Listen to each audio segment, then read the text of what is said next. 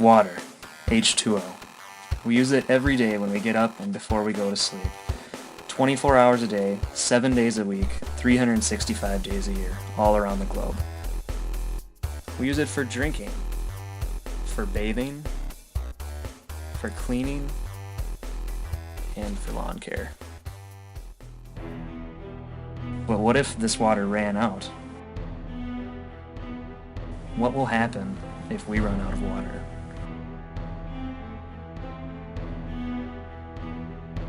We use water liberally, not wondering where it comes from, how much we use, or how much is left.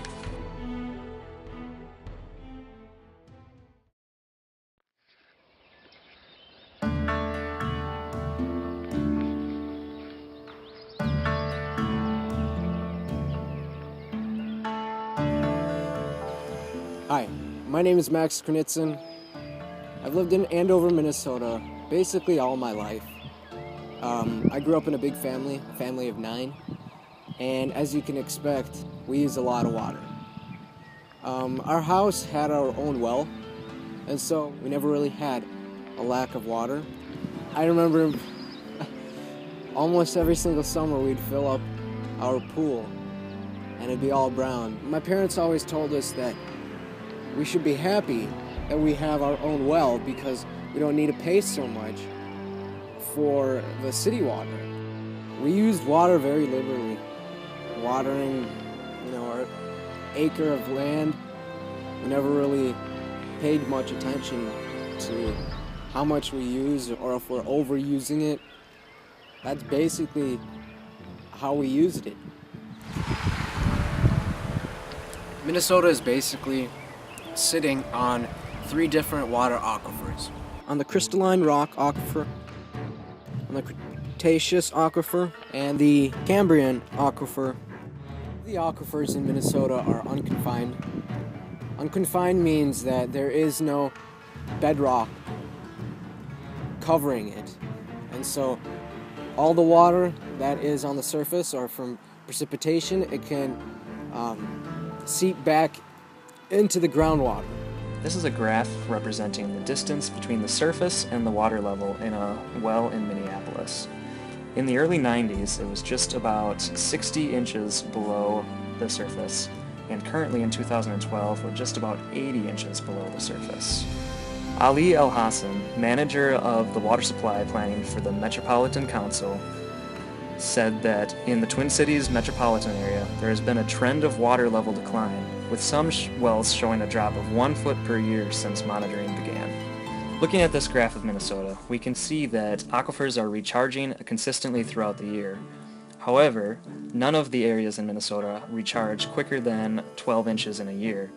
And according to Ali El Hassan then, if we're using a foot in a year, we are consuming water faster than it is recharging.